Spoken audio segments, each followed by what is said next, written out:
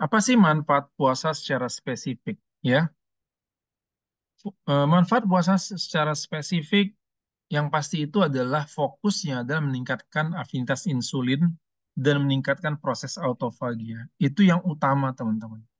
Kalori restriction, ya, atau mengurangi kalori yang masuk dengan jumlah kalori yang dikurangi ataupun jam tidak makannya yang diperpanjang, fungsi atau manfaat yang utama yang ingin dicari, yang ingin didapat adalah dua hal ini. Meningkatkan sensitivitas insulin dan juga meningkatkan proses autofagia. Oke, sehingga nanti akan terjadi penurunan glukosa darah, penurunan insulin darah, dan sensitivitas dari leptinnya meningkat, total kolesterolnya membaik, CRP-nya menurun, dan seterusnya ya, marker oksidatif stresnya ya, eh, radikal bebasnya juga menurun gitu ya. Nah, ini akan membantu tubuh kita untuk meningkatkan regenerasi dan rejuvenasi sel ya. Allah, astagfirullahaladzim. Teman-teman yang join dimatikan dulu mic-nya ya, dijaga mic-nya dalam kondisi mati ya, supaya tidak mengganggu Andi teman-teman. roti. Andi Dulu roti. ya, Ibu siapa namanya? Tolong dimatikan ya. Suara Ibu masuk ke sini. Makan. Rambut terus berarti nggak tuntas itu tadi itu. Kak Santi, tolong dimatikan mic-nya. Oke, sebentar ya, saya mute all aja. Dok. Oke, saya lebih suka teman-teman bisa buka mic kalau mau bertanya, tapi kalau mic yang nggak bisa dijaga terpaksa saya matikan. Oke, kita lanjut ya. Nah, nanti kalau teman-teman puasanya bagus, tentu saja tekanan darahnya membaik, ya, detak jantungnya membaik, kemudian eh, juga akan lebih mudah memobilisasi asam lemak menjadi energi, bersih keton. Ketonnya adalah sebenarnya adalah sumber energi yang lebih efektif untuk tubuh dibandingkan glukosa, ya. Dan yang paling penting adalah menurunkan inflamasi. Oke. Nah, kenapa kok bisa mendapatkan manfaat segini besar dari puasa ataupun diet gitu ya? Bahkan kalau kita melakukan diet intermittent fasting itu puasanya lebih panjang, minimal 16 jam. Kalau di Indonesia puasa rata-rata 14-an jam gitu ya. Jadi lebih panjang kalau kita melakukan program diet yang lebih baik gitu ya. Karena pertama ada yang namanya detoksifikasi. Tubuh akan mendetoksifikasi eh, sel-sel yang atau organ tubuh yang kelelahan, yang mengalami banyak deposit toksin ya. Dan ini fasenya panjang, teman-teman. Fase detoksifikasi itu makan waktu sekitar lebih kurang 40 hari, tapi gejala yang ditemukan itu biasanya di hari kedua sampai hari ketujuh. Ya, jadi kalau teman-teman menghentikan asupan gula berlebihan dari gula, dari tepung, ataupun karbohidrat simple, pada hari pertama, hari kedua, gula darah teman-teman mulai stabil, tidak terjadi penaikan secara tajam, mendadak, dan tidak terjadi penurunan juga secara tajam mendadak. Dan hari kedua, hari ketiga sampai ke-6 atau ke-7, tubuh mulai merasakan yang namanya sindrom putus gula gitu ya. Karena seperti orang sindrom putus obat itu sakau gitu ya. Nah, kita juga akan mengalami sindrom itu.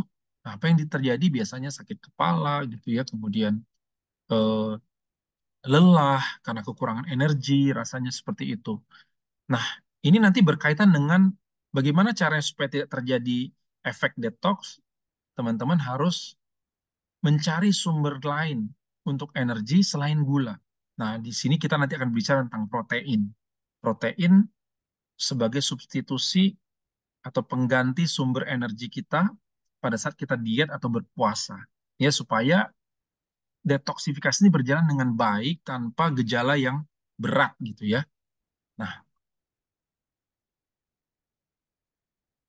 kalau kita bisa melakukan puasa, CR itu kalori restriction ya. Kalori restriction, kita akan menjalankan dua fase atau dua fase metabolisme ya, yang eh, dan itu ujungnya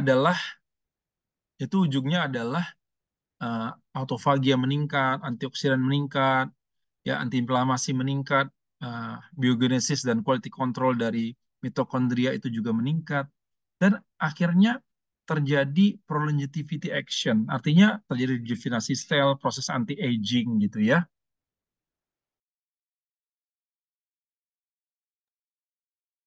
Nah, lanjut ya. Nah, jadi kalau kita mau awet muda, puasa bisa membuat teman-teman awet muda, diet bisa membuat teman-teman awet muda. Tapi ingat harus ada di sini banyak sekali kita lihat sistem metabolisme ya yang terjadi yang penting untuk melakukan regenerasi dan rejuvenasi sel ya.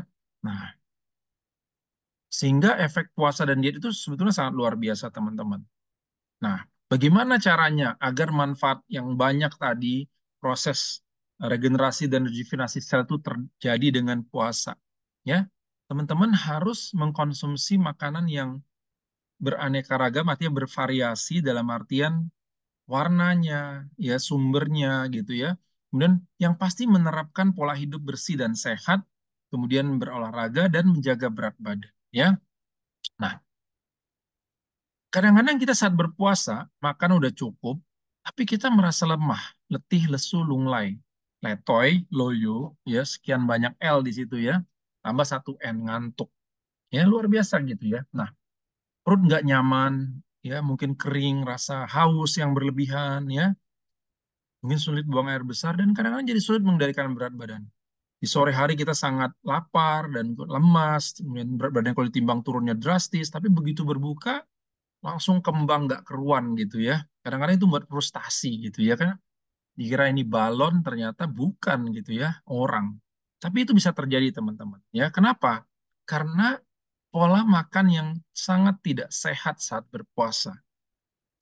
Kalau kita perhatikan di diagram ini ya, jam 4, jam 5 misalnya gitu teman-teman sahur, ada orang yang tidak sahur gitu. Ya, ini tidak bagus untuk kesehatan. Atau makan sahurnya banyak karena takut kelaparan. Bisa 700, 1000 kalori, bahkan lebih dari 1000 kalori gitu ya. Saya sering melihat orang-orang yang kalau di Pekanbaru itu rumah makan Padang itu bukanya malam. Sampai sahur. Jadi buka ya dari jam 5, jam 4 dia mulai buka setengah 5 gitu sampai sahur. Jadi makannya nasi bungkus gitu loh ya kan. Nah, itu tinggi sekali kalorinya ya dan juga mengandung karbohidrat sederhana ya terus minumnya es teh manis mungkin masih ada sisa-sisa es teler sore gitu ya es apa gitu cincau sore gitu ya pas buka itu dikonsumsi kadang-kadang tidak cukup juga nutrisinya atau ada yang kurang minum atau ngopi karena takut ngantuk gitu ya terlalu banyak kafein atau memang pas sahur dia nggak niat puasa sehingga dia nggak puasa gitu ya kan nggak sahur nggak bangun gitu ya nah ini juga nggak bagus ya jangan sampai niat nggak puasa nah kemudian pola makan yang nggak sehat lagi adalah saat berbuka tentunya kita lihat. Makan kalap, ya, balas dendam. Karena merasa udah berpuasa seharian, semua mau dimakan. Apalagi kalau bukber. Widuh, bukber berubah jadi mukbang. Ya. Nah, teman-teman, jangan ya. Jadi kita ada cara berbuka yang sehat. Ya, kalau yang Muslim tentu ada cara berbuka yang syar'i, yang disunahkan, yang dicontohkan. Itu sebenarnya tujuannya memang untuk menjaga kesehatan kita. Ya, tidak boleh langsung makan banyak dan kebiasaan kita yang harus ditinggalkan adalah berbuka dengan minyak, terlalu banyak minyak, gorengan. Apalagi gorengannya terdiri dari trans fat gitu ya, bakwan, ya gitu-gitu deh pokoknya ya, bala-bala, apalagi ya, pokoknya gitu-gitulah ya. Nah, itu harus mulai ditinggalkan sekarang, teman-teman. Memang itu adalah tradisi ya, cari gorengan. Tapi teman-teman harus ubah itu. Nah, kemudian makan malamnya kadang-kadang saking udah kenyangnya dengan gula di berbukanya, makan malamnya tidak lagi memenuhi kebutuhan nutrisi berimbang, ya, dan atau makannya berkali-kali sehingga total asupan kalori itu lebih dari 25% dari kebutuhan. Misalnya dia harus butuhnya cuma 2000, dia makan sekitar 2500 atau 2700 totalnya dan mungkin juga kurang serat gitu karena males makan sayur, udah kenyang dengan gorengan gitu ya, jadi nggak ada tempat lagi buat sayur dan buah-buahan. Nah, ini akan membuat tubuh teman-teman bermasalah pada saat seharusnya bisa sehat gitu ya. Nah, ini apa yang harus pertama-tama teman-teman hindari? Yang pertama hindari adalah menu makanan dan minuman yang tinggi kalori dan tinggi glycemic index. Nah, siapa yang buka puasanya suka gini nih? ya tepung dan gula, ya dari minuman maupun dari makanan, kue-kue gitu ya. Nah, teman-teman ini harus mulai belajar gitu ya, menahan nafsu angkara murka untuk makan gitu ya saat saat berbuka gitu ya. Karena ini membahayakan kesehatan kita. Khususnya pada orang-orang yang berusia ya 40 tahun, 50 tahun ke atas, ini sangat membahayakan sistem metabolisme endokrin, teman-teman. Bisa kadang-kadang orang yang tidak punya riwayat gula darah tinggi, kemudian terkena prediabetes gara-gara puasa dengan menu berbuka seperti ini. Ya, apalagi yang mungkin rezekinya bagus, sering diajak buka bersama, atau memang dari jam berbukanya itu ngabuburit dari masjid ke masjid biar dapat gratisan gitu kan ya. Nah, kan makanannya gini-gini nih, ya. Nah, itu hati-hati ya. Nah, apa sih itu glycemic index? Jadi angka yang diberikan pada bahan makanan pangan karbohidrat ya yang menunjukkan seberapa cepat potensi peningkatan kadar gula atau glukosa darah setelah pangan itu dikonsumsi, teman-teman. Jadi begitu masuk, langsung naik gula darah kita. Nah, itu makin cepat, makin tinggi indeks glikemiknya. Skalanya adalah 0 sampai 100. Nah, yang 100 itu adalah gula pasir. Ya, 99, 100 itu adalah gula pasir. Nah, di sini pembagiannya, GI tinggi itu di atas 70, nasi termasuk loh. Ya, ada tepung-tepungan, ya, termasuk madu di situ ya, gula udah pasti. Mau gula merah, mau gula putih, ya, itu udah pasti ya. Nggak ada bedanya itu. Nah, kemudian glycemic index sedang itu biasanya lebih ke buah-buahan ya. Sumber karbohidratnya ubi, gandum, jagung itu lebih bagus dan beberapa buah-buahan. Tapi ada juga buah-buahan yang tinggi seperti mangga, durian, manggis, ya anggur. Nah, itu gula darah apa GI-nya lebih tinggi gitu ya. Nah, kemudian ada yang GI-nya rendah. Pisang tuh masih termasuk rendah walaupun kalorinya glycemic load-nya tinggi tapi secara glycemic index dia masih rendah. Apel yang bagus ya. Yang lebih rendah lagi itu adalah golongan berries ya. Strawberry, cranberry, blueberry, kacang-kacangan. Nah, di sini juga ada Herbalife Nutrition Formula One Shake itu dia glycemic index juga sangat rendah ya. Nah, kenapa ini penting teman-teman? Sesungguhnya makanan orang Indonesia itu adalah karbohidrat. Karbohidrat itu ada dua ya. Karbohidrat yang simple itu glycemic indeksnya tinggi. Kenapa simple? Karena dia mudah dipecah oleh tubuh kita dan kemudian gampang diserap. Itu dari gula, tepung, dan nasi gitu ya, nasi putih khususnya. Oke? Dan beberapa jenis buah-buahan.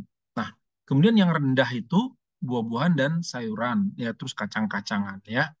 Nah, ini penting. Oke? Kita tahu. Nah, kenapa kita harus mengkonsumsi sahur dan berbukanya tuh dengan yang rendah GI. Karena kalau yang tinggi GI, apa yang terjadi teman-teman? Ini dia. Gula darah kita akan cepat naik, meningkat dengan cepat dan tidak stabil, teman-teman. Kenapa tidak stabil? Karena begitu gula darah teman-teman naik, terjadi insulin, aktivasi insulin, ya, untuk berusaha menurunkan gula darah. Sehingga kita akan cepat lapar lagi. Jadi kalau sahurnya banyak, jam 10 tuh laparnya luar biasa. Ya, karena gula darahnya tinggi, 2 jam kemudian diturunkan. Badan terasa lemas, ya, konsentrasi peredaran darah, menuju organ, otot, semua terganggu. Tuh. Rasa lapar meningkat. Jadi kita akan lebih sering makan. Ya, khususnya juga yang sarapan pagi, yang tidak puasa, kalau misalnya saat tidak berpuasa ya, di sarapannya tinggi glycemic index, nasi, gorengan, mie, teh manis gitu ya. Nah itu. Nah kalau puasa jelas ibadah terganggu nih kalau gini nih ya. Nah, kalau yang nggak sahur, tidak ada energi. Ya, ini akan membuat justru glikogen otot ya. Sel otot teman-teman dan asam amino itu akan dipecah untuk mencari energi, bukan lemak yang pertama dipecah. Setelah kita kehabisan energi, maka yang dipecah pertama kali adalah otot, teman-teman, bukan lemak. Makanya ada orang yang puasa 30 hari dengan pola yang salah. Turun 45 kilo dalam 30 hari, bahkan 7 kilo, 2 hari lebaran naik, melebihi turun berat badannya. Itu sering kita dapatkan. Mungkin teman-teman adalah pelakunya gitu ya. Puasa turun 4 kilo. 2 hari lebaran naik 5 kilo, tuh 6 kilo gitu. Kenapa? Karena ototnya menciut, lemaknya masih di situ. Ototnya hilang, lemaknya menciut, Begitu masuk cairan, masuk karbo, lemaknya kembang, tapi ototnya sudah mengecil. Sehingga apa? Ibarat cc mobilnya menurun. Sehingga apa? Pembakarannya berkurang. Ya, otot itu adalah ibarat cc mobil, teman-teman. Kalau cc-nya besar, tentu bahan bakarnya boros kan. Kalau bahan bakarnya boros, berarti banyak dia akan bahan bakar. Tapi kalau ototnya kecil, ibaratnya cc mobil Algia gitu, yang kecil, yang irit gitu kan ya.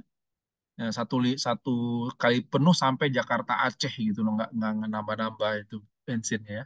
Tapi ya lambat gitu, ya kan. Nah, ini akan mudah menimbun lemak, teman-teman ya. Badan lemas, nggak konsentrasi, badan nggak maksimal ya. Jam 5 sore lihat kecoa kayak korma gitu kan ya. Ini korma apa kecoa gitu kan. Lihat apa label Aqua kayak lihat uang 50.000. Udah hilang tuh konsentrasinya gitu kan ya. Buyar. So, teman-teman jangan nggak sahur. Lagian sahur itu sunnah ya. Ada pahala di situ. Ini bukan sekedar makan, sahur itu disunahkan dan ada pahala di situ dan kalau bisa diakhirkan ya. Nah, jadi kita fokus menggunakan nutrisi yang low GI supaya gula darah kita stabil, kenyangnya lebih lama, stamina kebugaran terjaga karena level gula darah kita itu terus berada di kadar normal. Sehingga ibadah kita lebih khusyuk. Nah, itu yang penting, teman-teman, ya. Nah, dampak negatifnya apa sih? Ya, kalau kita makan yang tidak sehat ya, atau gula darah GI-nya tinggi ya, peningkatan dan penurunan gula darah secara mendadak membuat gula darah kita tidak stabil dan ini akan ujung-ujungnya tadi resistensi insulin yang memicu kencing manis, teman-teman. Jadi kadang-kadang ironi ya, puasa itu sebenarnya bisa loh mengobati kencing manis, menyehatkan kembali. Tapi karena nggak ngerti cara makannya, malah nggak sembuh-sembuh atau malah yang sehat jadi kena kencing manis. Nah, itu ya. Ketidakstabilan kadar gula ini membuat tubuh itu jadi mudah menumpuk lemak visceral, teman-teman. Ya, karena kita sahur, kadang-kadang tidur lagi. Buka, makan banyak isya, untuk makan banyak, habis itu tidur lagi ya. Ini memicu kelelahan yang berlebihan, teman-teman. Kayaknya kita kalau makannya banyak, itu dan tidur lagi habis sahur, pasti badannya nggak enak itu. Bangun jam 5, jam 10 gitu ya. Itu pasti nggak enak banget ya. Nah, rasanya lemas, seharian males ngapa-ngapain gitu ya. Nah, jadi kita harus mengubah pola makan kita. Nah, dan kalau misalnya makan yang nggak bener juga karena banyak makan gorengan, kenyangnya sama gorengan, kurang makan buah, kurang cairan, kurang sayuran, defisiensi, kekurangan nutrisi mikro, dan mungkin juga jadi nggak makan protein lagi. Ya, itu berakibat pada penurunan fungsi imun dan gangguan keseimbangan elektrolit, juga regenerasi sel, detoksifikasi dan lain-lain ya. Dan yang pasti kurang protein itu akan memecah massa otot ya dan banyak lagi masalah kesehatan lainnya ya. Misalnya ya masalah kesehatan jantung ya, salah batu ginjal, batu empedu ya, kemudian salah radang sendi karena pola makan tadi banyak sekali eh, penyakit-penyakit yang memang dicetus oleh tingginya konsumsi karbohidrat simpel, khususnya gula dan tepung. Ya, tepung ya. Jadi sugar feed cancer cell katanya. Nah gitu ya. Ini penting teman-teman. Ya banyak sekali teman-teman ya. Jadi kita stop puasa berbukalah dengan yang manis. Itu iklan bukan hadis ya. Nah jadi gimana sih sebenarnya? Kok bisa orang puasa makan salah, makan karbohidrat salah, kemudian dia bisa kena masalah. Nah kita lihat nih bagaimana perjalanan makanan menjadi energi. Kalau kita makan karbohidrat, karena nasi gitu ya, atau gorengan dan lain-lain atau buah-buahan, itu akan masuk dua jenis karbohidrat ke dalam tubuh kita. Kalau nasi itu adalah karbohidrat sederhana, gula, susu, madu, sirup itu adalah karbohidrat sederhana. Bahkan dia adalah monosakarida yang langsung dipecah dan kalau kita lihat langsung masuk ke dalam gula darah kita, pembuluh darah kita. Jadi kalau kita masukkan gula, kita tes nih sekarang kita lapar banget gitu ya, kita tes nih sekarang gula darah kita misalnya 80 atau 70 sekian gitu ya. Terus kita minum atau kita ambil 2 sendok gula pasir, kita aduk dengan air sedikit, terus kita minum manis gitu ya. Itu kita 2 menit atau 3 menit lagi kita kita cek gula darah kita itu udah melonjak dengan luar biasa. Karena cepet banget ya. Kadang-kadang nggak perlu dilarutkan dalam air, ditaruh aja di bawah lidah, gula darah kita langsung naik ya. Nah, kalau di sakarida itu juga gula darah sederhana ya, di situ ada madu dan lain-lain ya, ada beberapa jenis buah-buahan ya, juga dari nasi juga tepung itu juga dia akan masuk ke dalam tubuh kita, termasuk susu di situ ya. Nah, dia juga cepat menaikkan gula darah kita ya. Kalau karbohidrat kompleks itu seperti sayur-sayuran, buah-buahan yang memang GI-nya rendah ya, kacang-kacangan, nasi merah ya, atau ubi gitu ya, itu lebih kompleks, lebih lambat sehingga tidak akan meningkatkan gula darah kita dengan cepat. Tapi intinya semua semua dari karbohidrat yang kita konsumsi akan masuk diserap ke dalam pembuluh darah kita sehingga terjadi peningkatan kadar gula darah. Nah, itu poinnya ya. Ada yang cepat meningkatkan gula darahnya, ada yang slow. Yang cepat adalah karbohidrat sederhana, yang slow adalah karbohidrat kompleks. Ya, tapi intinya makanan yang kita konsumsi, khususnya dari karbohidrat, akan meningkatkan kadar gula darah kita. Nah, apa yang terjadi kalau kita meningkat gula darahnya? Karena makan karbo terlalu banyak, buka puasanya yang manis-manis, ya, high blood sugar, ya, itu akan promote insulin release. Jadi peningkatan gula darah akan meningkatkan pelepasan insulin oleh eh, pankreas kita, oleh organ pankreas kita. Dia akan mengeluarkan insulin. Kemudian insulin akan meningkatkan pengambilan glukosa dari darah oleh tisu, oleh jaringan, khususnya jaringan liver dan otot. Ya, seperti itu. Nah, insulin ini akan meningkatkan pembentukan dari glikogen, cadangan energi dalam bentuk karbohidrat dalam bentuk lain ya. Nah, itu. Jadi ini yang terjadi teman-teman. Yang merah nih, panah yang merah ini. Kalau kita makan tinggi banyak, maka ini akan terjadi pelepasan insulin ya. Nah, ingat ya kata-katanya pelepasan insulin. Oke. Bagaimana sih itu? Nah, ini dia. Kalau terjadi pelepasan insulin ya, ini pada saat gula darah kita naik dari glucose spike, di sini ada tulisan insulin ya, akan mempromot pelepasan insulin, mempromosi atau menstimulasi pelepasan insulin. Ya kan itu kan ya tulisannya. Kursor saya kelihatan kan ya? Angkat jempol aja kalau kelihatan. Kelihatan ya, kursor saya kelihatan ya. Nah, apa yang terjadi kalau insulin itu banyak dalam darah kita? Karena kalau glukosanya tinggi, maka insulinnya juga akan dikeluarkan sebanyak mungkin. Oke. Apa yang terjadi kalau insulinnya dikeluarkan sebanyak mungkin? Maka terjadi block fat breakdown. Maka proses pemecahan lemak akan terblok. Terus block fat burning. Maka proses pembakaran lemak akan terblok. Stimulate fat storage. Ya, artinya apa? Akan menstimulasi penyimpanan atau pembentukan lemak. Nah, coba kita di luar puasa dulu nih ya. Ada mungkin teman-teman yang diet. Saya kok nggak turun-turun ya dok kadar lemaknya. Padahal saya makannya udah sedikit ya. Paling ada sedikit-sedikit lah cheating-cheating. Karena apa? Karena cheating teman-teman itu mungkin cuma satu potong bakwan. Tapi satu potong bakwan ini memicu glucose spike. Mungkin satu potong coklat itu memicu glucose spike dan mengeluarkan insulin. Sehingga teman-teman nggak bisa ya membakar lemak, nggak bisa memecah lemak. Walaupun cheatingnya dikit. Udah defisit kalori. Mungkin bahkan tidak tetap terjadi defisit kalori, walaupun udah cheating tetap terjadi defisit. Tapi kenapa nggak hilang-hilang lemaknya? Berat badan turun, kadar lemak nggak hilang. Karena apa? Sesungguhnya yang dipecah adalah massa otot teman-teman.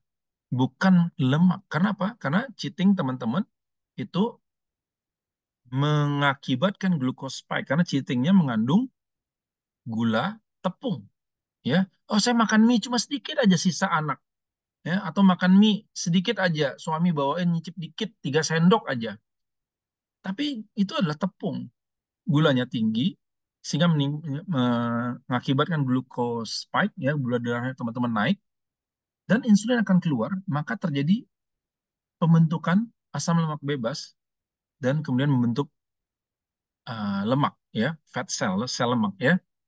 Jadi nggak bisa teman-teman. Nah, begitu juga pada orang yang berpuasa. Kalau dia puasa, kemudian dia sahur dan berbuka, khususnya berbuka, ya berbuka, dia makan katakanlah es teh manis, kemudian ada es teler atau es apa ya, es campur gitu ya. Kan banyak tuh dijual-jual di pasar kaget kan. Terus makan bakwan 3, ya. Terus nanti ada apa lagi gitu ya. masuklah misalnya bakwan itu satu bijinya sekitar 150 kalori ya, gorengan itu. Kali 3 udah 450. Tambah minuman yang manis bisa masuk sekitar 400 lagi atau 300 lagi. Udah 700 sampai 800 kalori masuk langsung dan semuanya adalah simple karbohidrat sederhana. Dan itu akan memicu insulin keluar. Maka begitu teman-teman berbuka sudah terjadi penyimpanan lemak. Nanti habis maghrib atau habis sisa makan lagi. Gede lagi makannya, banyak lagi makannya. Makanya itu akan membuat permasalahan. Ya, karena insulin akan terus keluar. Ya, puasanya tidak akan bagus. Apalagi kalau sedang diet beneran nih. Ya, nah ini penting teman-teman dipahami. Ya, nah kenapa kenapa kenapa insulinnya keluar teman?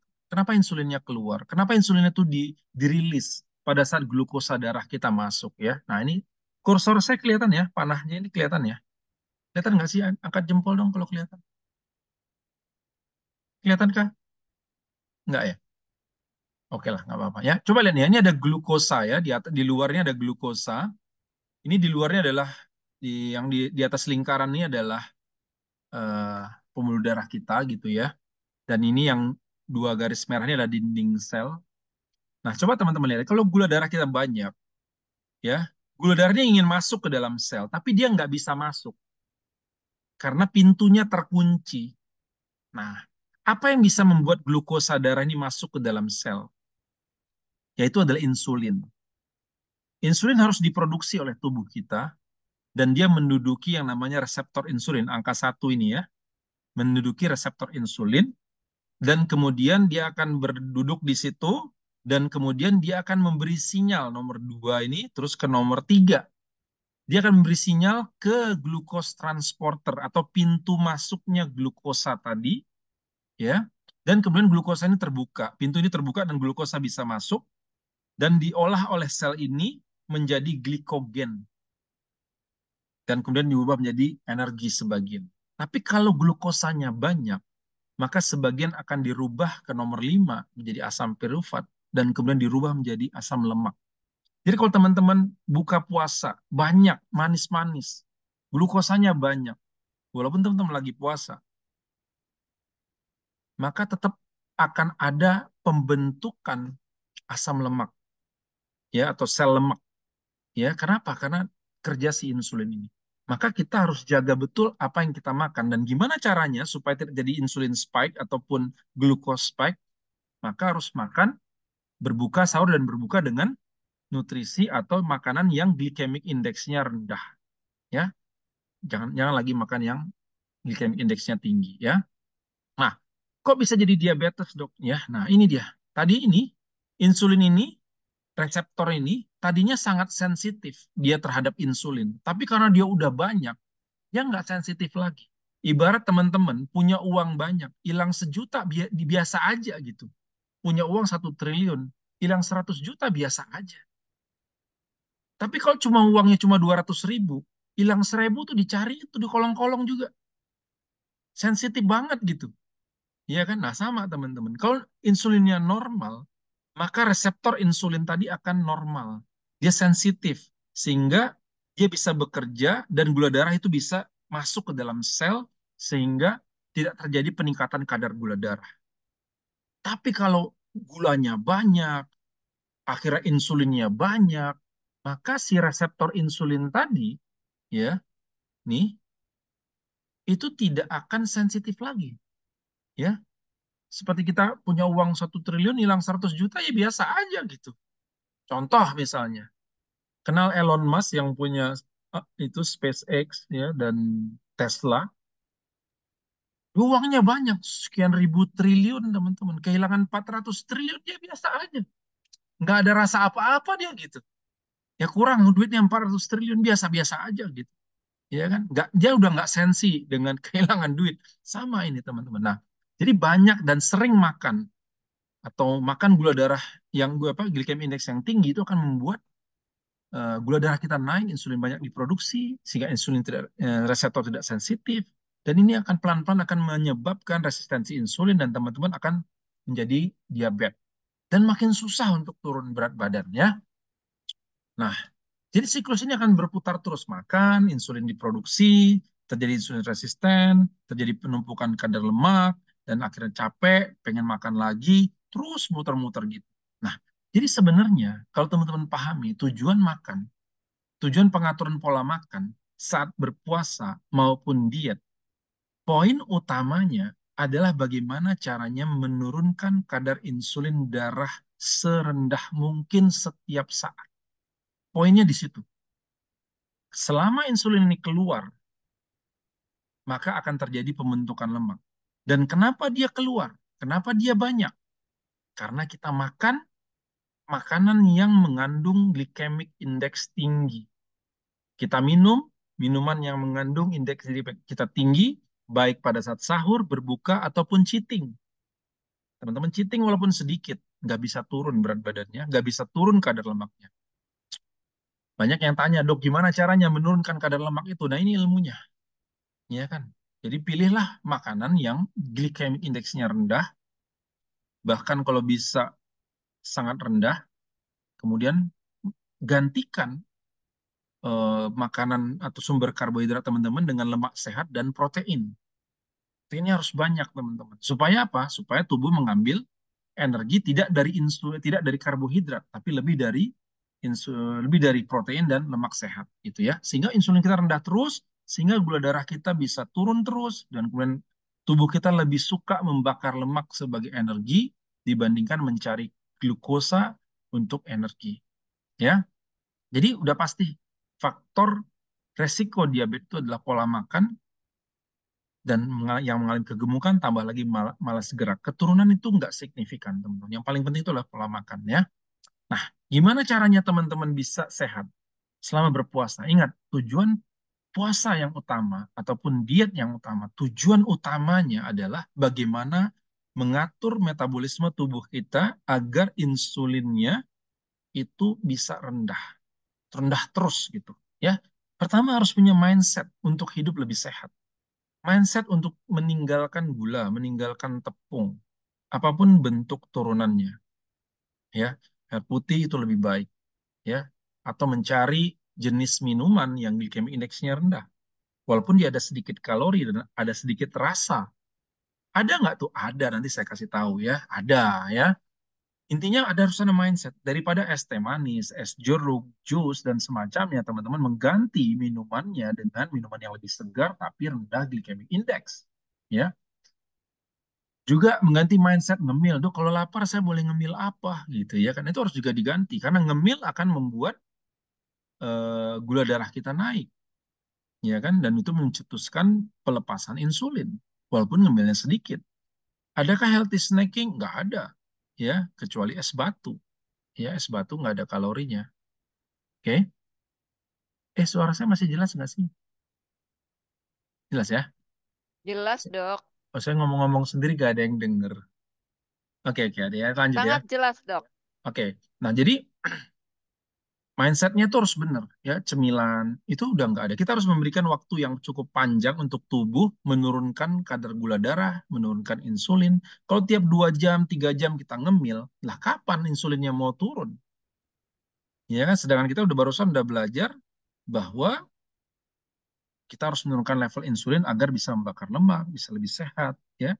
Nah itu. Nah kemudian mulai mengkonsumsi makanan yang nutrisinya mudah dicerna, ya, dan glycemic indexnya rendah seperti shake, ya. Nah, kemudian pastikan konsumsi low GI dan kecukupan protein setiap hari. Ini yang rahasia-rahasianya gitu ya. Yang kalau teman-teman cari konsultan di luar, bayarnya nggak murah, ini gratis saja. Oke, nah, gimana caranya teman-teman bisa melakukan pola makan untuk membakar lemak dan menurunkan insulin saat berpuasa? Di saat bulan puasa, kita sahur menggunakan nutrisi rendah GI. Apa itu nutrisi rendah GI? Apa itu nutrisi yang ekstra protein dan serat? Saya menggunakan shake. Terus terang saya menggunakan shake Herbalife dengan ada mixed fiber dan lain-lain ya. Terus ada protein di situ. Dia tinggi protein, tapi GI-nya sangat rendah ya. Dan sehingga ini bisa menghindari saya dari insulin spike gitu. Ya. Nanti bukanya juga gitu. Jadi shake-nya diminum di saat sahur dan berbuka. Ya. Nah, baru nanti makan malam dengan menu yang lebih sama seperti kita biasa makan siang, tapi karbonya pindah ganti gitu ya, karbo kompleks. Jangan nasi, jangan lontong gitu ya. Nah, kan banyak orang tuh suka makan lontong mie gitu ya. Apa sih? Gado-gado gitu, lotek gitu ya buat buka gitu. Padahal itu kan mie isinya sama lontongnya. Jangan gitu ya. Nah, kita perbanyak sayur dan protein. Nah, ini kenapa? Karena jarak antara sahur dan berbuka itu sekitar 14 jam, cukup untuk menurunkan level insulin. Tapi kita perlu pastikan sahurnya rendah GI dan tinggi protein, juga berbukanya. Ya, nah seperti itu. Kalau yang nggak puasa gimana? Sama teman-teman. Ya, kita bangun, kita undur sedikit waktu sarapannya gitu ya, supaya tubuh kita agak panjang, tidak terkena kalori. Ya, jadi pagi kita hanya mengkonsumsi air putih atau green tea atau cuka apel. Ya, ini akan buat insulin kita turun drastis. Kita akan mulai membakar lemak. Ya, nah kemudian kita sarapan ya dengan nutrisi yang GI-nya rendah, tinggi protein ya. Kemudian nanti jam 12, jam 1 teman-teman makan seperti biasa ya. Nanti malamnya bisa mengkonsumsi eh, nutrisi lagi yang rendah GI ya, terus mungkin boleh tambahkan sayuran, boleh tambah sedikit lauk untuk protein ekstra di malam hari, oke aja. Nah, tapi yang jelas kita punya waktu yang cukup untuk insulin yang bisa memicu pembakaran lemak untuk energi ya. Oke. Nah, ini adalah pola makan yang biasa saya lakukan di setiap bulan puasa sejak 2011. Jadi sudah 12 tahun. Ini ada tahun ke-13 ya. Sebentar lagi adalah insya Allah tahun ke-13 saya berpuasa. Jadi pagi itu saya sahur biasanya pertama itu ya minum gitu ya. Nah, saya suka bikin shake gitu ya. Biasanya shake-nya 3 atau 4 scoop tergantung aktivitas saya pagi harinya. Terus pipinya 1 atau 2 scoop. Nggak dicampur apa-apa teman-teman. Ya, karena saya lebih suka shake itu pure. Karena campuran itu hanya akan membuat glycemic index shake-nya naik. Ya, nah, makanya banyak yang mungkin naik berat badan, walaupun tetap mengkonsumsi nutrisi, karena dicampur-campur dengan bahan-bahan yang justru merubah atau menaikkan glycemic index-nya. Jadi udah fokus saja dengan eh, shake yang ada gitu ya. Rasanya juga enak banget kok gitu ya. Nah, kadang-kadang saya makan kurma, atau mungkin hampir selalu saya makan kurma 3 biji. Ya, jarang saya makan pisang yang lain-lain itu ya. Kalau perlu, karena saya akan beraktivitas sangat berat, misalnya di siang harinya, kadang-kadang saya suka makan salad gitu ya. Nah, terus air putihnya saya tambahin mix fiber sambil makan ini ya. Nah, kemudian menjelang subuh saya lengkapi dengan air yang untuk mencukupi ya, mungkin bisa 1 liter gitu ya. Kasih aloe, kasih energi, kasih herbal concentrate, campur pomade, itu campur semuanya ya. Terus minum tablet-tabletnya gitu ya. Saya minum semuanya. Nah, ini sudah berlangsung selama 12 tahun.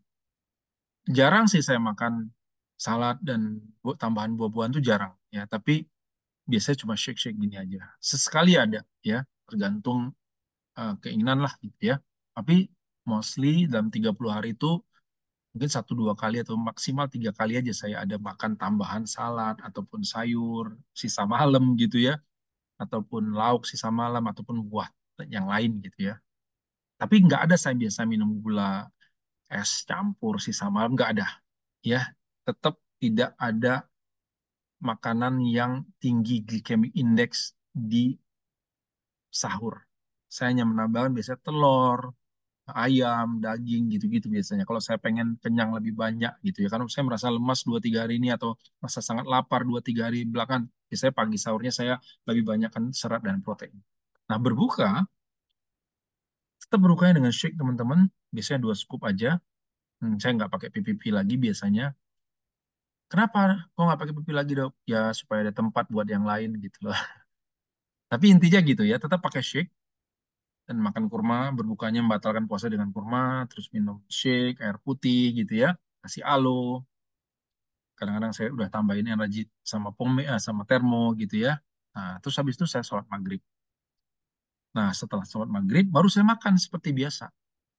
Makan nasi ya, kadang-kadang nasi merah, kadang nasi putih ya, kalau lagi bulan puasa.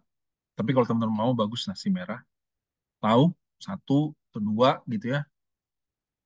Terus sayur, dan saya suka sekali makan santan, tapi biasanya justru di bulan puasa saya menghindari santan, teman. Saya justru bisa sangat menghindari santan itu di bulan puasa. Dan minum tablet ya. Bisa sampai 800 sampai 1000 kalori saya makan antara maghrib dan isya itu. Hampir selalu saya makan di situ, teman-teman. Karena kalau nunggu terawih kelamaan, terawih sajus ya, keburu lapar saya ya. Jadi saya biasanya di tempat saya sholat isyanya agak diundurkan gitu ya, setengah jam setelah azan. Jadi saya ada waktu yang cukup untuk makan gitu. Terus setelah terawih biasanya saya minum teh gitu ya. Kemudian kadang-kadang minum shake, yang jelas semua tablet-tablet diminum lagi malam itu ya. Kadang-kadang malam itu saya masih minum makan protein. Saya hampir selalu suka beli sate ayam. Satenya tok, bumbu kacang itu. Itu sering saya beli. Mungkin ya seminggu 2 kali ada. Tapi makanan lain enggak. Ya, hampir selalu saya menambahkan suka makan sate ayam. Karena lewat masjid pulang, nah itu. Kadang-kadang ayam ayam bakar, ayam bakar Padang itu ya. Saya beli 2 3 potong, saya gaduin aja gitu. Kadang-kadang saya suka beli salad, tapi jarang sih. Yang sering itu sate ayam. Ya, nah inilah pola makan yang membuat saya bisa menjaga berat badan, menjaga stamina, tidak kelelahan, tidak kantukan dan seterusnya ya. Nah, jadi dok, shake-nya harus 2 kali dok. Iya teman, harus 2 kali pada saat sahur dan berbuka. Agar apa? Agar kita mendapatkan makanan pada saat sahur dan berbuka itu rendah glycemic index. Sulit sekali mendapatkan makanan yang rendah glycemic index kalau shake-nya nggak masuk atau sekali doang. Kalau teman-teman bukanya nggak pakai shake, maka teman-teman akan buka pakai es teler, pakai es campur, pakai es cendol, yang itu pasti gula. Ya, teman-teman akan kalap setelahnya. Pakai shake, teman-teman. Dan juga mendapatkan tinggi protein, ya, itu poinnya ya.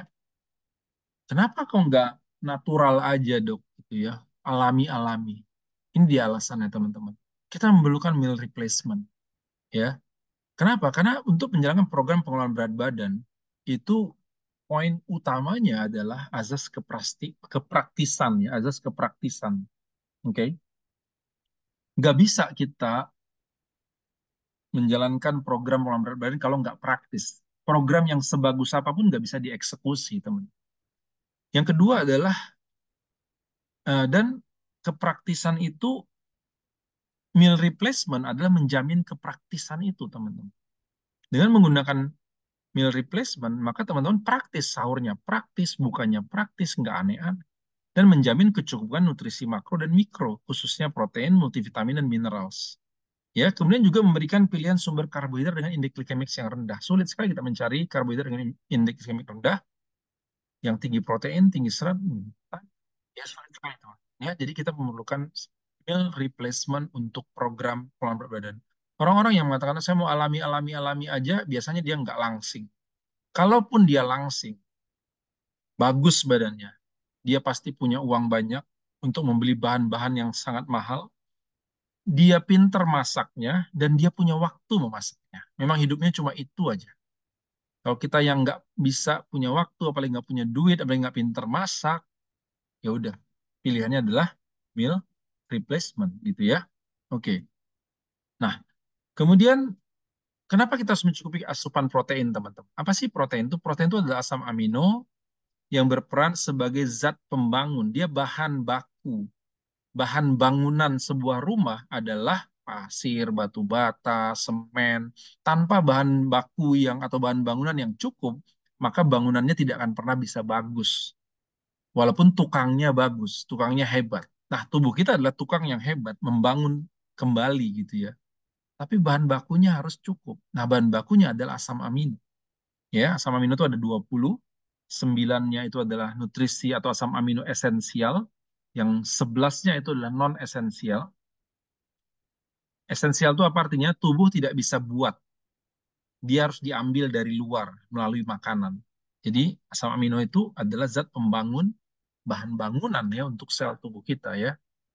Nah, manfaat protein tentu saja memberi rasa kenyang, membangun massa otot. Nah, yang paling penting apa? Ini dia.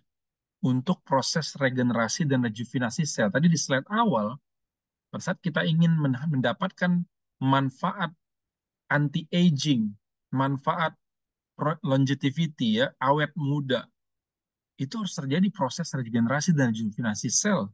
Dan itu peran proteinnya di situ. Kalau enggak ya teman-teman udahlah turun berat badan tapi kayak orang tua, kayak orang sakit gitu. Kita juga nggak pengen ya. Nah, kemudian untuk proses detoksifikasi, pada saat teman-teman kekurangan gula, menurunkan asupan kalori dari gula dan karbohidrat sederhana, teman-teman butuh replacement, butuh pengganti. Tidak mungkin teman-teman membiarkan badan lemas gitu ya kan. Nah, cara menggantinya dengan protein. Sehingga proses detoksifikasinya berjalan lebih cepat, bahkan mungkin tidak tidak terasa gitu ya. Kalau teman-teman nggak cukup protein dalam diet ataupun puasa, mudah lelah teman. Cek pola makannya. Saya selama ini puasa itu kayak capek gitu ya. Kurang protein ya. Terus yang paling parahnya itu tadi masa otot berkurang. Turun berat badan, tapi sebenarnya terjadi penciutan, tidak terjadi pembakaran lemak, hanya penciutan lemak. Begitu 2 hari lebaran langsung naik lagi, ya, dan lebih susah turunnya lagi. Ya, kenapa? Masa ototnya berkurang, ya. Dan apalagi asupan protein itu perlu untuk produksi sel imun atau sel darah putih. Maka kalau dia kurang protein, maka gampang sakit. Proses detox lebih berat, proses regenerasi tidak akan berjalan. Mungkin turun berat badan juga, tapi kayak orang tua, ya. Nah, apa sumber protein yang bisa kita konsumsi? Misalnya ayam. Ayam itu per 100 gram ya sekitar 20 sampai 25 sih. Kalau dada ayam sampai 25 ya. Tapi kalorinya cukup tinggi, teman-teman. 298 per 100 gram ya. Kalau kita makan satu potong ya sekitar 100 gram lebih kurang kita udah masuk 300-an kalori gitu ya. Dan dia juga berlemak, baik kalau masaknya digoreng. Ikan juga bagus ya, tapi kadang-kadang dia ada alergi gitu ya. Dan nggak semua orang suka ikan. Daging juga bagus, tapi dia mengandung kadar lemaknya juga cukup tinggi, ya, dan kolesterol dan lain-lain ya, asam urat dan lain-lain ya. Nah, susu juga seperti itu. Nah, ada shake di sini teman-teman, ya. Proteinnya cukup baik gitu ya, 14 sampai 16 gram, tapi energinya cuma 100. Kalau kita kali 2 porsinya, proteinnya sudah lebih tinggi, ya, tapi kalorinya masih 200 dan lemaknya sangat rendah. Nah, ini membantu kita untuk mendapatkan nutrisi makro yaitu protein dan mendapatkan makan dengan sumber glycemic index yang sangat rendah, ya. Nah, jadi Herbalife itu adalah nutrisi terbaik selama puasa ataupun diet, ya. Kenapa dia berbahan soya, protein powder, mengandung 10 gram protein, ya. Ada 24 vitamin dan mineral dan dia adalah nutrisi seluler dan glycemic indeksnya sangat rendah, teman-teman, ya. Menurut dua laboratorium ternama di dunia, ya, itu glycemic indeksnya sekitar 21 sampai 24. Ini bukan laboratoriumnya Herbalife ya. Ini laboratorium luar, independen, yang menguji dan memberikan sertifikasi glycemic index. Ini sertifikatnya, logo low GI itu adalah sertifikat yang diberikan kepada Herbalife atau Shake Herbalife dengan glycemic index yang sangat rendah yaitu 21 sampai 24. Bahkan lebih rendah daripada apel. Apel itu masih 39, teman. Ya, kita sedikit di atas berry. Berry itu sekitar 19, 17 glycemic indeksnya. Tapi bedanya apa dengan berry? Pertama, harganya lebih murah. Berry itu mahal, ya kan? Yang kedua, rasanya bervariasi. Berry itu nggak bervariasi. Yang ketiga, ini proteinnya tinggi, vitamin mineralnya tinggi, antioksidan tinggi, seratnya juga ada tinggi. Berry itu nggak ada proteinnya atau sedikit sekali. Ya, antioksidannya ada tapi hanya terbatas. Vitamin mineralnya ada tapi terbatas, tidak tidak lengkap. Ya, jadi ini ada pilihan terbaik teman-teman ya. Dan ini ada banyak penelitian ya tentang bagaimana protein bisa membantu rasa kenyang, bakar energi lebih banyak, mempertahankan massa otot. Ya, teman-teman boleh screenshot aja nanti dibaca-baca ya. Dan untuk juga bagaimana protein pada saat sarapan ataupun sahur itu bisa membantu lebih membuat kita itu lebih eh, enak gitu ya. Dan ya untuk meningkatkan kepuasan ya. Nah, protein. Oke. Nah, protein dari shake itu adalah protein kedelai, teman-teman. Kenapa dipilihnya protein kedelai? Karena protein kedelai itu memberikan banyak dampak pada kesehatan, jantung, kesehatan ginjal dibandingkan protein yang lain, ya, untuk proteksi terhadap kanker, ya. Dia mengkonsumsi shake 2 kali sehari minimal, minimal loh ya. Itu penting sekali, teman-teman, ya. Dan juga dia bisa membantu tubuh kita untuk memperbaiki resistensi insulin. Ya, ya, ini ada penelitian bagaimana dia bisa memperbaiki resistensi insulin sehingga orang-orang yang diabetes itu sangat bagus mengkonsumsi protein dari soy, dari kacang kedelai ya. Nah, ini juga ya ada beberapa penelitian dia bisa menurunkan ya blood spike ya, blood sugar spike ya, sehingga akan membuat gula darah kita itu stabil ya.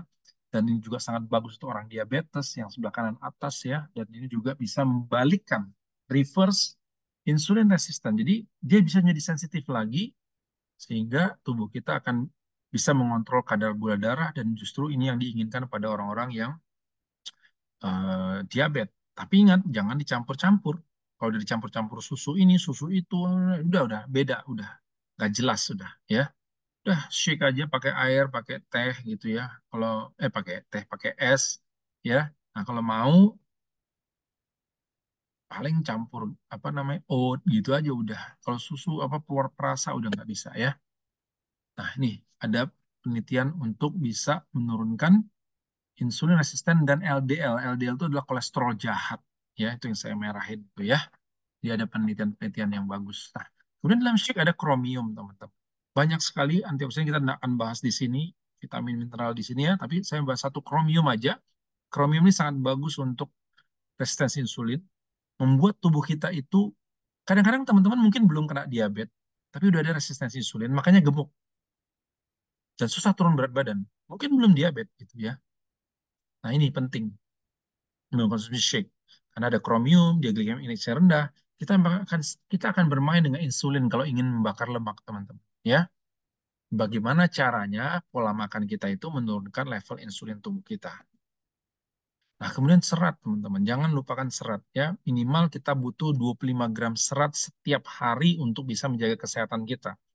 Nah, kita mengkonsumsi mix fiber di sekitar 5 gram serat per sajiannya.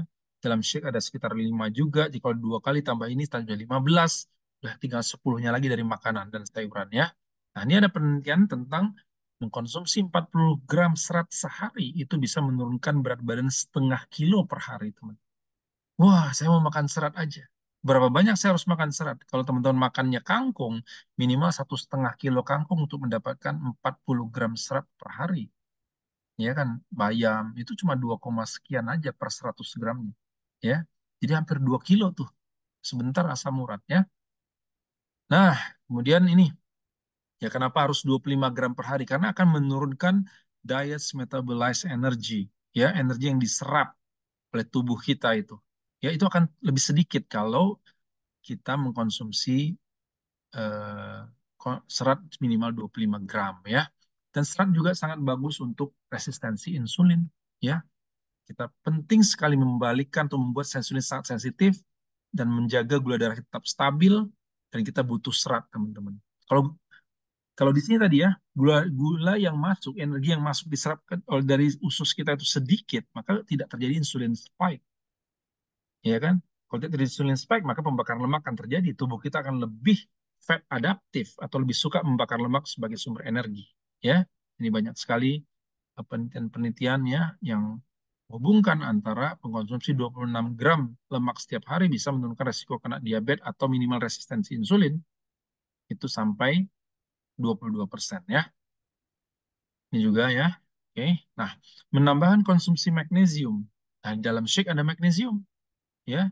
Dan kemudian serat itu juga akan meningkatkan tirosin kinase pada reseptor insulin sel. Ini akan menambah sensitivitas insulin dan pada akhirnya kita tidak gampang gemuk gitu. Jadi dengan sedikit insulin aja udah beres gitu ya, nggak perlu banyak-banyak gitu ya.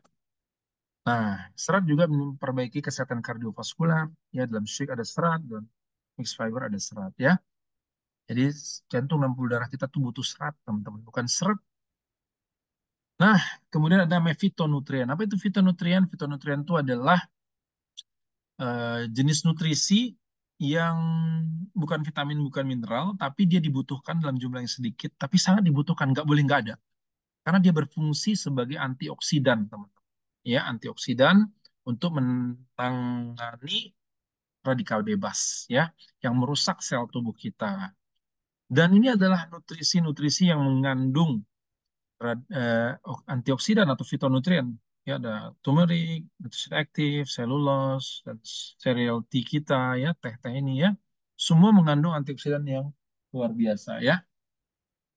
Dan juga di dalam aloe itu juga ada antioksidan yang luar biasa ya. Nah, ini kita tambahkan teh dan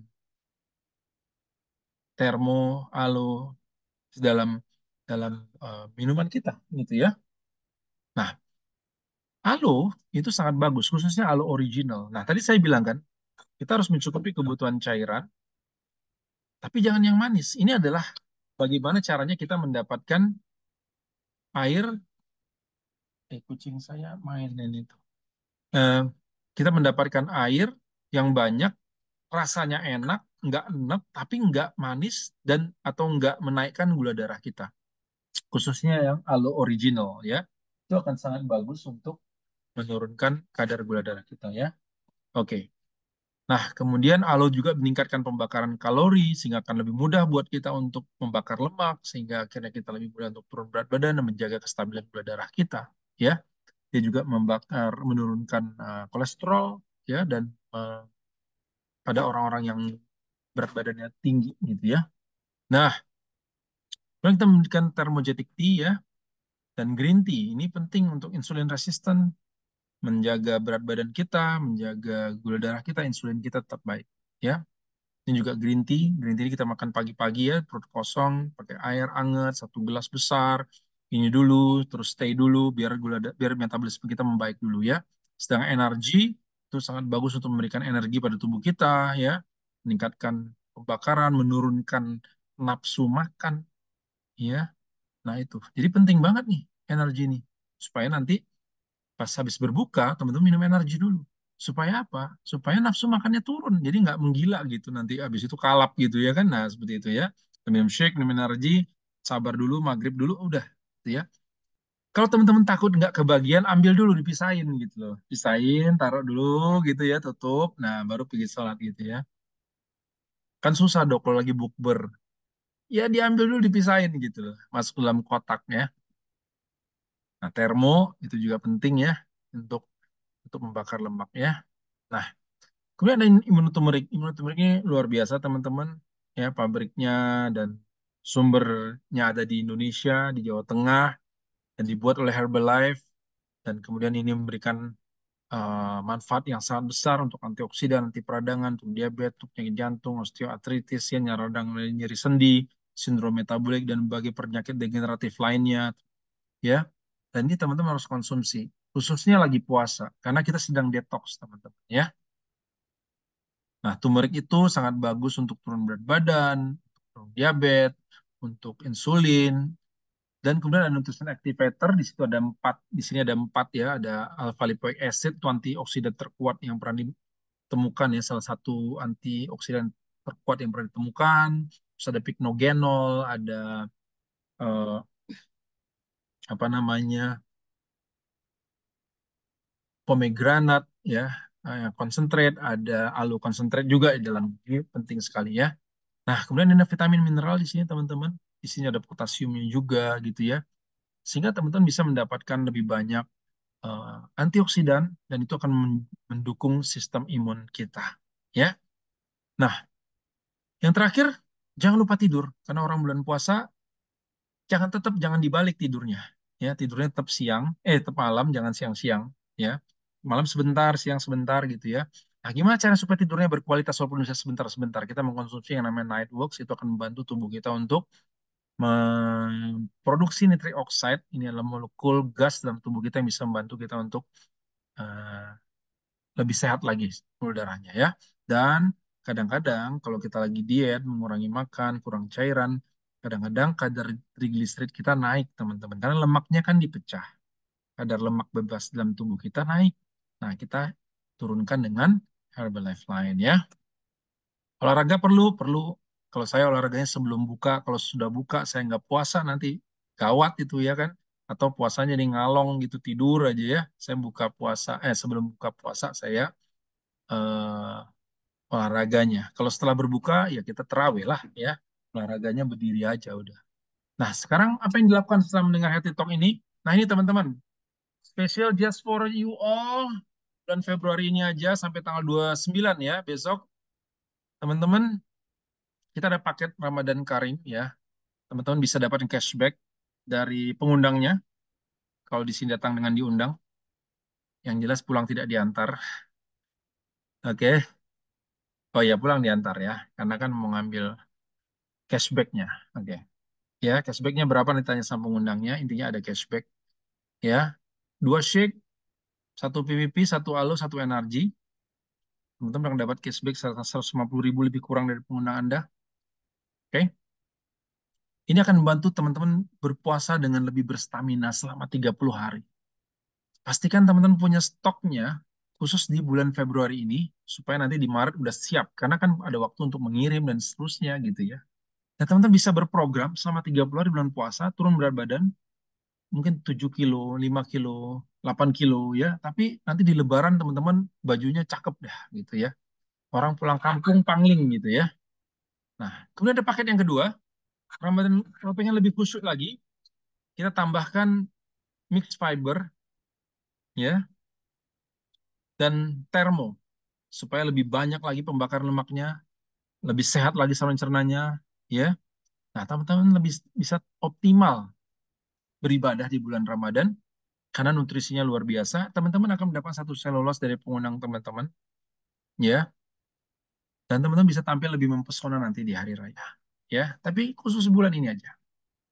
Dan yang paket ketiga, yang lebih luar biasa lagi. Teng, teng, teng, teng, ya. Nah, teman-teman pengen glowing di hari raya, pengen jadi pusat perhatian di kampung, di keluarga besar, karena cerah, mempesona, glowing, kinclong, ya, awet muda. Kita tambahkan kolagen dan Herbalife Line. Ya, ini paketnya udah super. Nah, dan ada hadiahnya syuting gel dua tuh. Nah, diolesin ke seluruh kulitnya supaya halus lembut seperti pantat bayi, ya, dan mengkilap gitu ya. Nah, sehingga gak usah beli makeup yang gimana-gimana, udah pakai ini aja, udah cakep dah, ya. Makeupnya ala kadarnya udah kinclong deh, ya.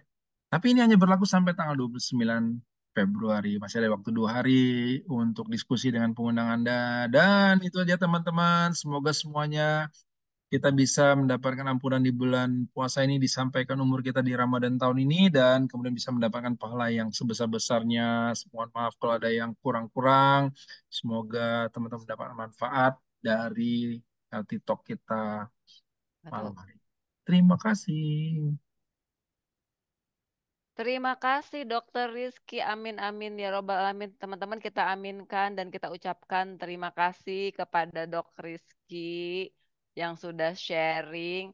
Dok, apakah kita menyediakan waktu untuk bertanya, Dok? Barangkali berkenan menjawab pertanyaan atau langsung pada Ya, coachnya masing-masing langsung ambil aja lah promonya digercepin ya besti-besti gitu. boleh 15 menit boleh. 15 menit ya. Yang mau bertanya boleh, barangkali mau bertanya mengenai kenapa itu si magnesium bisa meningkatkan tirosin kinase dan bisa meningkatkan sensitivitas insulin gitu teman-teman. Kita bergaul sama insulin malam ini. Ini ya teman-teman ya, saya aja kuliah gizi tengah metong gitu ya. Malam ini dapat kuliah dari dokter sih, Masya Allah ilmunya banyak sekali. Beruntung sekali yang hadir malam ini. Yuk yang mau bertanya boleh, yang mau bertanya yang praktikal-praktikal juga boleh. Yang mau langsung ambil promo juga boleh. Itu jarang-jarang banget ya ada promo kayak gini ya. Silakan barangkali. Tapi sambil nunggu teman-teman bertanya, saya juga mau bertanya duluan deh ke Dokter Rizky ya. Dok, itu kan teman-teman masih suka ada yang nyampur-nyampur shake gitu ya. Tapi bukan berarti nggak boleh banget kan ya dok ya barangkali. Yang masih baru-baru nggak suka pure shake gitu, masih boleh lah pakai buah rendah kalori gitu ya dok. Iya, buah rendah kalori. Kalau enggak, kalau buah beli berry aja, berry. Beris ya, Beri. Oke. Nah, ini ada yang bertanya nih. Mari saya bacakan. Dokter, untuk orang DM usia 65 tahun dengan BMR di bawah 1000 kalori, bagaimana meal plan-nya saat sahur? Dengan orang apa? Aduh, ini banyak nih Diabetes pertanyaan. mellitus kali ya maksudnya DM ya, teman-teman ya. Ya, Usia ntar ya, 65 mana tadi? tahun. Mana pertanyaan? Berarti kurus banget tuh, Dok. Mungkin sudah sangat terjadi resistensi insulin ya. Jadi kurus banget juga bisa kan, Dok ya? Bisa.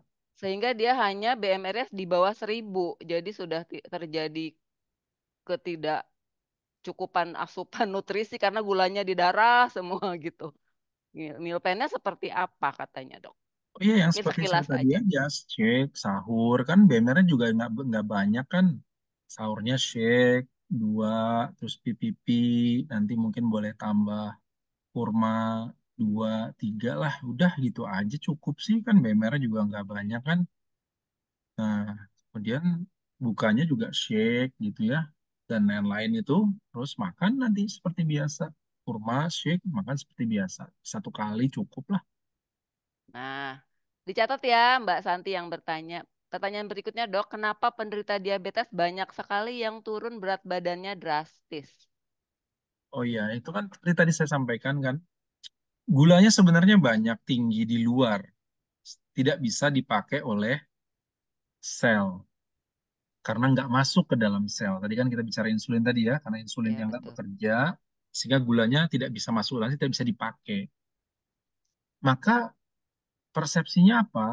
Tubuh merasa kita tidak punya energi, walaupun dalam darah tuh gulanya banyak melimpah, energinya banyak melimpah, tapi tidak ada yang masuk dalam sel, maka respon stimulasi ke otak adalah tubuh tidak ada energi. Apa yang dilakukan oleh tubuh? Seperti kalau orang sedang kelaparan, dia mulai Hmm.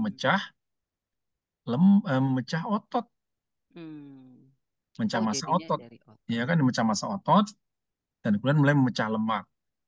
Makanya ototnya mengecil, lemaknya lama-lama habis karena kan lemaknya yang bisa dipakai, gulanya mah enggak kan gitu.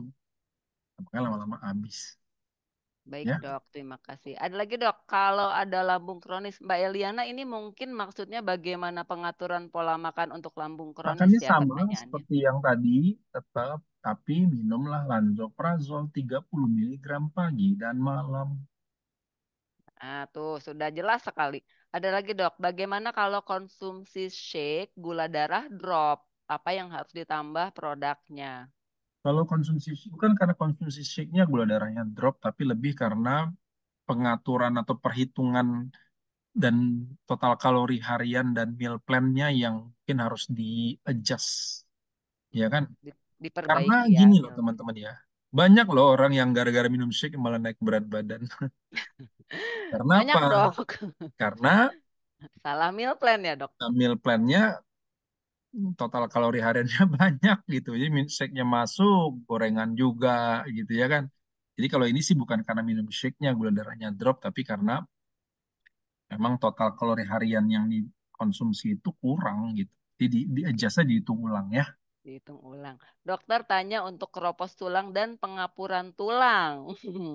Perlu nutrisi apa? Semua nutrisi Herbalife. Yang tadi ya, Dok. Semua tuh, Mbak. Yuk langsung aja Atasi rasa digercepin kalap promonya. saat berbuka, cara jitunya. Minum shake. Berbukanya Minum. korma dan shake. Sama air ditambahin aloe dan energi. Kalau Dok, nggak, itu shake sangat populer pakai pisang Ambon. Gimana itu? ya udah. Kalau udah terbiasa pakai salmon ya dihitung kalorinya. Tapi kalau bisa dihindari lebih bagus. Dok, kalau buka puasanya langsung makan gitu bagaimana? Langsung nasi dikit, ayam sama sayur. Boleh tidak? Ya itu tadi, nasi itu kan glycemic index-nya tinggi, ayam, sayur itu kan butuh waktu tubuh untuk mengolah, sedangkan metabolisme kita sedang sangat melambat karena sudah sekian jam tidak makan. Maka dengan memberikan makanan-makanan seperti ini walaupun sedikit, itu akan membuat tubuh kita nggak nyaman sebenarnya. Ya, nggak bagus dia. Makanya baik orang yang intermittent fasting maupun yang berpuasa, itu berbukanya harus dengan nutrisi yang mudah diserap tubuh. Mostly adalah cairan. Cairan yang mengandung nutrisi-nutrisi yang sifatnya nutrisi sel, sehingga dia gampang diserap tanpa perlu permainan enzim yang banyak. Nah, makin panjang banyak enzim yang itu makin nggak enak tubuhnya ya. Jadi kalau bisa kebiasaan ini mulai diperbaiki, ya Yang kan? ready to absorb ya dok, siap Iya. serap Mm-mm. instan gitu. Iya. Sahur cuma minum shake pisang, siangnya kuat nggak ya? Eh, Mak yang lebih tahu. Kuat, kuat lah dok. Ya kalau Tergantung misalnya kecukupan beratnya kalorinya kali 100 dok. kilo, pisang sama shake aja tentu nggak kuat gitu ya. Tapi ya makanya Mbak Debbie perlu coach untuk menghitung Iya, gitu ya. Jadi hitung ya. Darah rendah, perutnya buncit, konsumsi shake alo, katanya pusing. Kasih energi dong. energi Termo betul aja, ya. kasih energi. Biar gula darahnya naik. Kalau dia pusing, kemungkinan besar gula darahnya drop. Atau memang terlalu sedikit jadi hipoglikemi gitu ya. Maka dihitung ulang lagi ya. Hitung ulang. Minum network dok, kapan aja? Minum network setelah minum obat gulanya. Setelah Kalau minum orang obat gula. ginjalnya satu doang, jantungnya bocor. Ini nanti special Area case ya. medis. Area medis. Ya, Japri aja ada nanti yang ya ke dokter bertanya, Rizky. customer habis operasi sinus, terus habis CMA.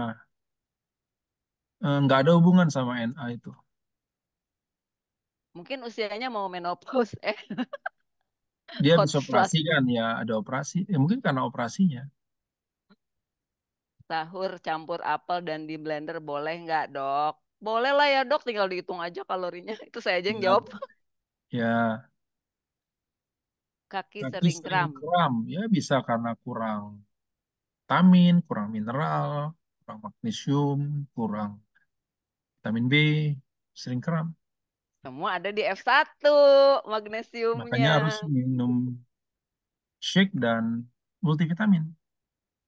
Ya, nutrisi campur kurma dok, apakah aman Kalau kalorinya? buah itu saya nggak disarankan untuk di jus ya, dimakan, digigit. Sebaiknya dikunyah. Dikunyah ya dok, Dikunyah. Ya biar dikunyah. enzimnya lengkap keluar ya. Kalau nggak puasa, kalau saat puasa nggak apa-apa dok, minum shake-nya sahur doang. Sahur dan berbuka ya. Biar paripurna puasanya teman-teman. Kalau Glukoma gimana dok? glukoma ke dokter mata. Kalau bulan puasa aturan makan nasinya jam berapa dok? Kalau buka puasanya minum shake minimal berapa jam makan Saya nasinya? habis maghrib langsung makan. Jadi puasa, buka, terus ya paling kan sholat maghrib 10 menit ya. Iya Nah, dok. udah langsung makan. Habis taraweh baru konsumsi shake-nya boleh tidak?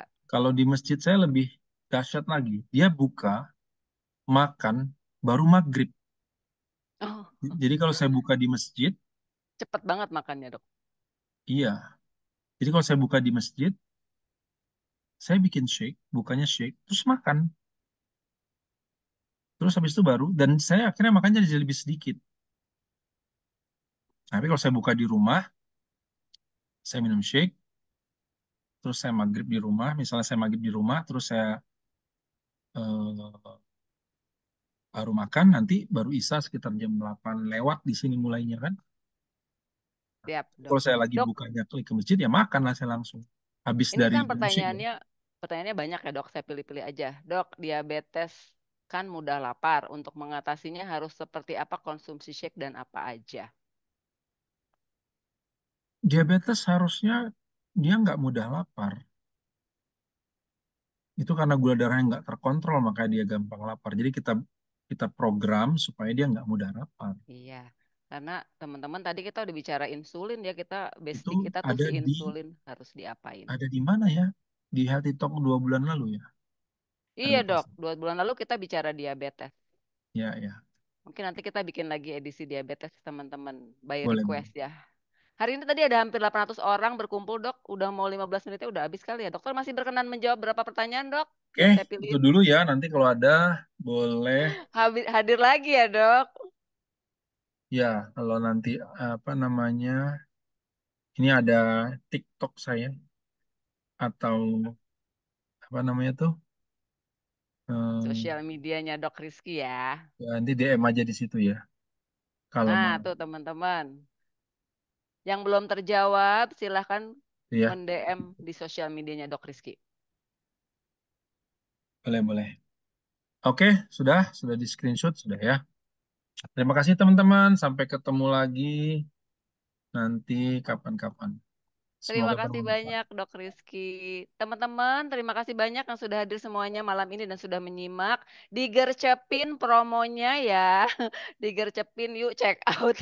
Hubungi coachnya masing-masing ya teman-teman. Dan kalau masih punya banyak pertanyaan silakan DM Dok Rizky. Tuh beliau sudah dengan senang hati membuka DM-nya akan langsung dijawab. Sampai ketemu di Healthy Talk berikutnya. Selamat check out promosi-promosinya. Dadah. Assalamualaikum warahmatullahi wabarakatuh. Waalaikumsalam. Terima kasih Dok Rizky. Waalaikumsalam warahmatullahi wabarakatuh. Terima kasih Head Coach Silvi. Out for the night. We can get it started. Let's go. Just watch me dance.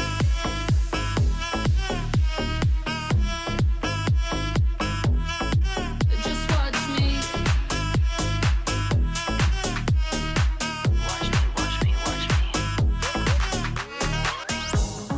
On my own on a Saturday night.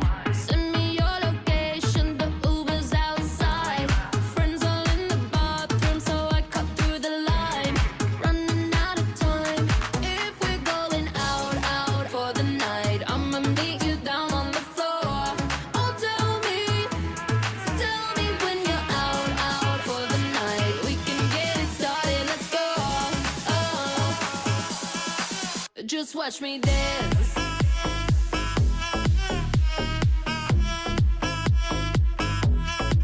Just watch me.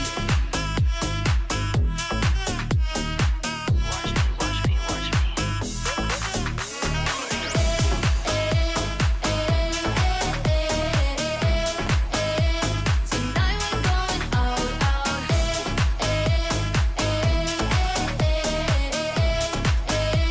Tonight we're going out.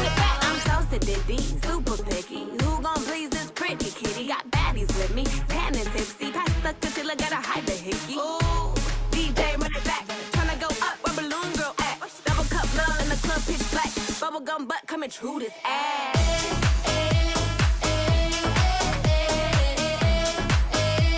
Tonight we're going out.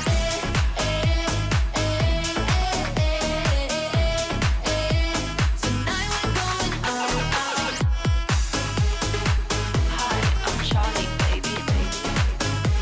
Tonight we're going out.